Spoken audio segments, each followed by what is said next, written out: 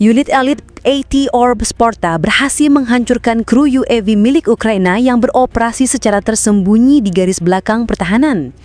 Pasukan ini secara aktif mengidentifikasi titik lepas landas dan posisi operator drone musuh yang biasanya tersembunyi di bunker tunggal di area hutan lebat atau dalam pos kuat peloton yang terdiri dari jaringan bunker dan parit tertutup di garis pertahanan kedua. Keberhasilan ini menjadi bukti keunggulan pasukan Sparta dalam perang kontra drone, sekaligus memperlemah kemampuan pengintaian dan serangan jarak jauh Ukraina.